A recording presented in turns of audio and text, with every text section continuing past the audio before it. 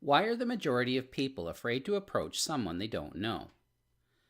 Doing so is out of their comfort zone. They are afraid they will lose their dignity. They either don't recognize or forget that they bring value to a potential client. Consequently, they feel as though they are giving others superiority or power over them.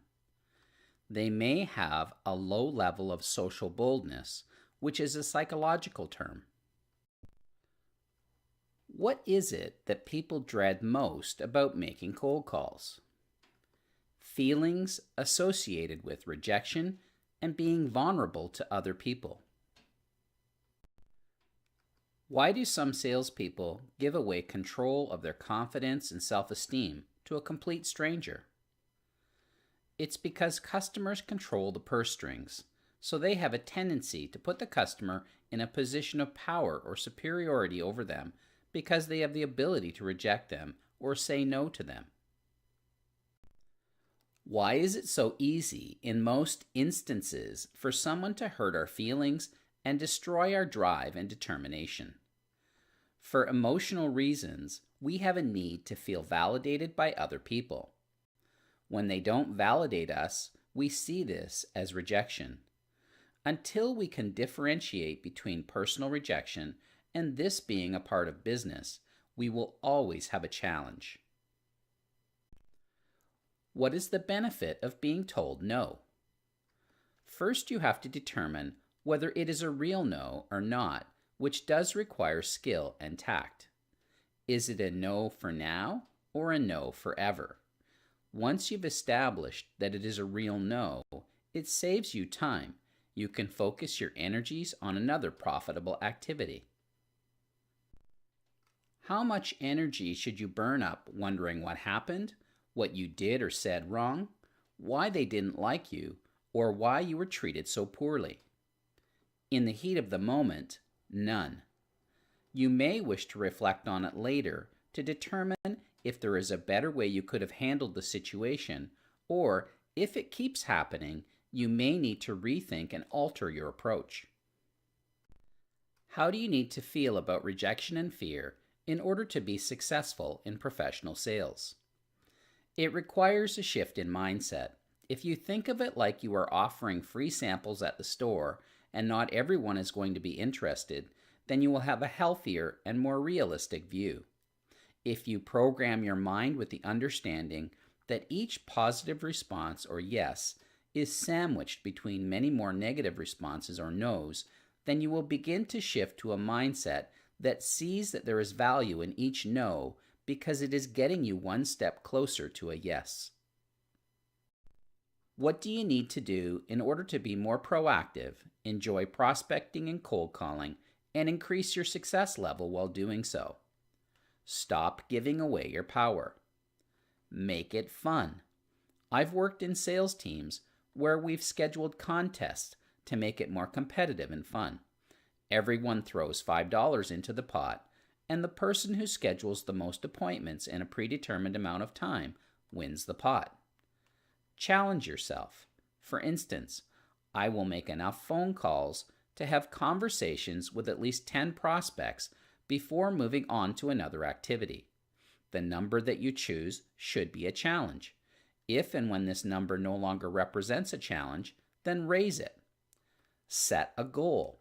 For instance, I will schedule 3 appointments before moving on to another activity. If you don't make the calls, what will the result be? Nothing. Or even worse, going backwards. As humans, we are emotional beings. When we allow our negative emotions to take control of our actions, our sales results are negatively impacted. It's important to put things into proper perspective and gauge your activities based on logic and reason. Keep this in mind. Number of deaths directly related to cold calling in the past 100 years, 0. Number of physical traumas in the past 100 years, 0.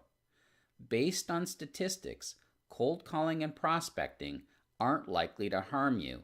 However, not engaging in these activities will definitely be to your detriment. You will meet people who have a job title that from all appearances has little or nothing to do with sales. You will meet others who have a job title that appears to be a definite sales role. However, this can be misleading because it isn't the job title that determines whether a person is an order taker or a sales professional. It is how they think about their work and the activities that they assume responsibility for that determines who they really are. The list that follows outlines the differences between someone who has order taker mentality versus an individual who earns their income as a sales or business professional. Reactive on client requests. Proactive. Takes and acts on orders and instructions from the customer. Pursues business opportunities. Waits for the order. Makes business happen. Fills orders placed by customers by phone or in person. Creates business. Lets customer identify his own needs. Identifies customer needs. Short-term involvement. Long-term involvement. Less knowledgeable, expects the customer to know what they want. Knowledgeable and professional approach. Defeatist attitude. Fighter. Robot, very mechanical approach. Fluid, flexible, and highly skilled. Waits for the business. Expects to work for the business. Offers limited or no client solutions. Service-oriented. May be civil and cordial but maintains limited conversation with customer. Communicator. Asks minimum questions. Asks questions. Focused on self. Focused on client requirements. Prefers not to exert too much effort. Whatever it takes to get the job done attitude. Sees problems rather than opportunities. Problem solver. Sees past problems to opportunities they present.